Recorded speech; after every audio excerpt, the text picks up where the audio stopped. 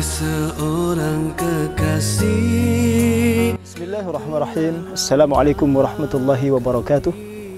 Alhamdulillahirabbil alamin wassalatu wassalamu ala sayyidil mursalin habibina wa nabiyina Muhammadin wa ala alihi wa sahbihi ajma'in, amma ba'd.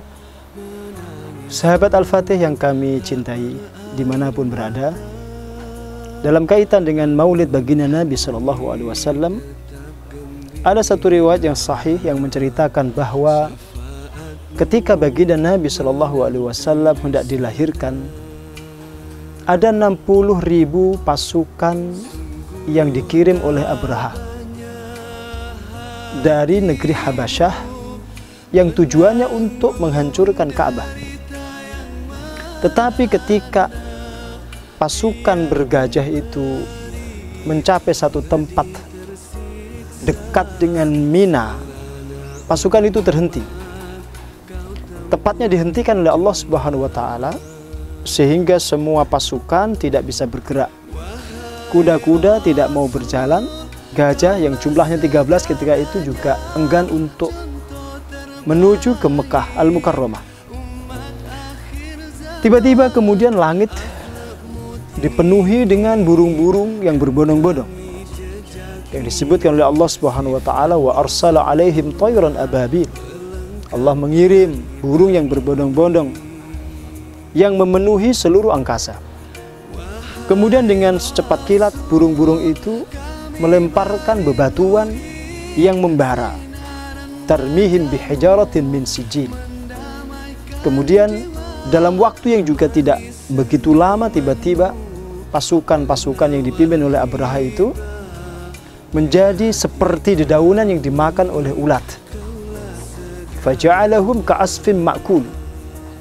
Sementara Abraha sendiri lari terbirit-birit meninggalkan lokasi tersebut, pergi kembali menuju negeri Yaman. Tetapi ketika dia sampai di suatu tempat di tengah gurun pasir, dia diserang oleh penyakit yang aneh. Kemudian dia mati dalam kondisi seperti burung yang teronggok bangkainya. Tentu peristiwa ini sudah sangat masyhur di kalangan para ulama, di kalangan para pakar sejarah, dan menjadi catatan yang sangat penting. Dan ternyata peristiwa ini terjadi sebagai satu bentuk muqaddimah atau proses penyambutan alam semesta untuk kelahiran baginda Nabi SAW. Apa pelajaran yang bisa kita petik, sahabat Al-Fatih yang kami cintai? Bahwa baginda Nabi SAW sebelum kelahirannya saja mendatangkan keselamatan bagi orang banyak. Saat itu beliau masih ada di dalam rahim ibundanya Sayyidati Aminah. Tapi Nabi SAW saat itu sudah menjadi pribadi yang dijaga, bahkan sejak masih berada di dalam benih ayahandanya. Maka terbukti juga dalam sejarah, Abdullah tidak jadi ditumbalkan oleh kakeknya Abdul Muttalib, karena di dalam diri Abdullah terdapat benih baginda Nabi SAW. Maka peristiwa dihancurkannya pasukan bergajah itu juga sebagai pertanda bahwa Allah Subhanahu wa Ta'ala tidak hanya memuliakan Mekah Al-Mukarramah sebagai kota suci, tetapi juga Allah Subhanahu wa Ta'ala hendak menjaga baginda Nabi SAW dan seluruh penduduk Mekah saat itu dari serangan pasukan bergajah. Apa jadinya ketika pasukan Abraha itu berhasil masuk ke dalam Mekah? Maka tidak hanya bangunan yang dihancurkan, tidak hanya Ka'bah yang dihancurkan, tetapi juga manusia, dan kemungkinan besar adalah ibunda Nabi Sayyidah Aminah saat itu juga ikut terbunuh. Maka demi menjaga sang Rasul terakhir itulah Allah SWT menjaga kota suci itu. Maka di antara kesimpulan yang bisa kita petik bahwa Nabi itu adalah salah satu sebab keselamatan manusia saat itu penduduk Mekah Al-Mukarramah. Ini satu catatan yang penting dalam konteks kelahiran baginda Nabi, yang tadi kami sebutkan bahwa Nabi sebelum dilahirkan saja sudah mendatangkan keselamatan bagi orang banyak, apalagi ketika Nabi dilahirkan ke atas muka bumi ini. Maka wajar kalau beliau disebut rahmat bagi alam semesta. Allah mengatakan, wa ma arsalnaka illa rahmatan lil alamin. Dan kami tidak mengutusmu wahai Muhammad kecuali engkau sebagai rahmat bagi alam semesta.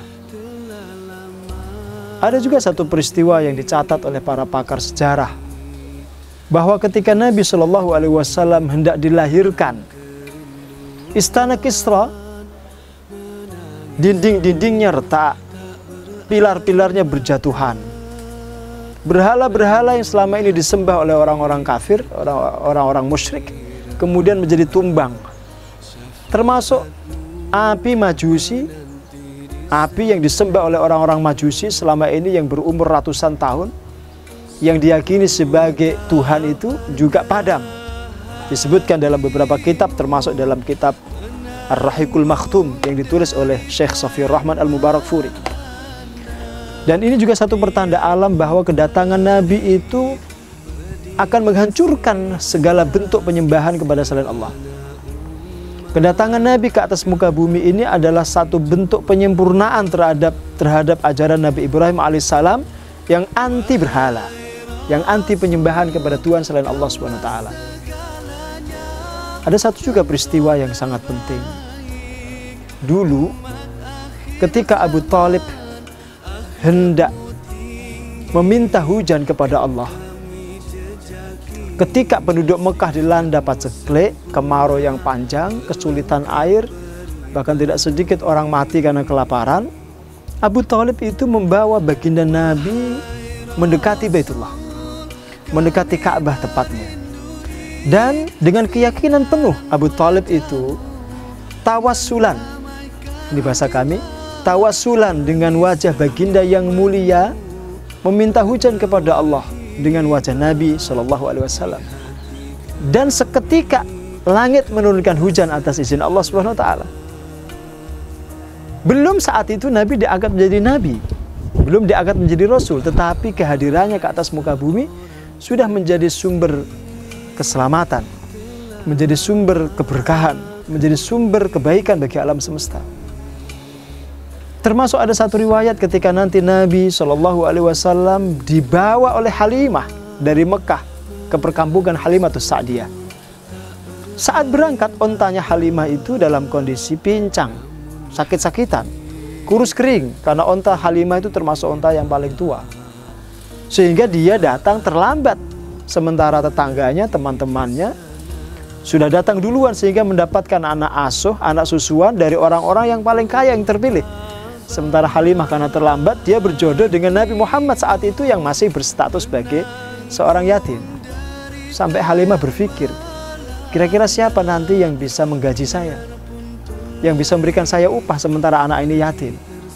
Agak setengah terpaksa Halimah saat itu daripada pulang dengan tangan hampa, dia bawa sang Nabi itu ke pangkuannya. Dia naikkan ke atas ontanya. Dan sekonyong-konyong onta itu menjadi sehat, onta itu menjadi gemuk, kakinya yang pincang tadi menjadi pulih kembali. Maka dengan lari yang cukup kencang, onta Halimah itu menyalip, mendahului onta-onta tetangganya yang sudah berangkat pulang lebih dahulu.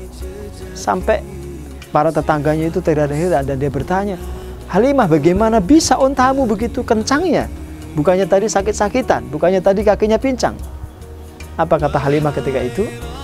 Sungguh di atas punggungnya ada jiwa yang diberkahi. Halimah yakin bahwa barokah bayi Muhammad SAW itulah kemudian ontanya menjadi sehat. Ini bukan cerita hoax, ini bukan cerita fiktif, tapi ini cerita nyata, dokumen sejarah historis yang dibaca oleh jutaan para pakar sejarah. Sehingga menjadi kesimpulan yang sangat kuat dalam hati kita bahwa Nabi itu memang jiwa yang diberkahi. Nabi itu memang pribadi yang sangat diridhoi dan dirahmati Allah Subhanahu wa taala. Bahkan nanti Halimah itu ketika suaminya menggembalakan kambing-kambingnya, setiap ladang, setiap padang rumput yang dilalui oleh kambing-kambing Halimah, padang rumput itu kembali menjadi hijau padahal musim kemarau. Sementara yang dilewati oleh kambing-kambing tetangganya, kambing-kambing orang lain itu biasa saja itu. Padangnya ya ada rumput tetapi tidak begitu lebat.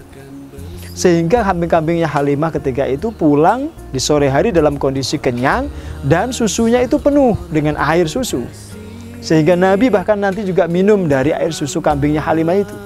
Itu cara Allah Subhanahu wa taala menunjukkan keberkahan Nabi sallallahu alaihi wasallam.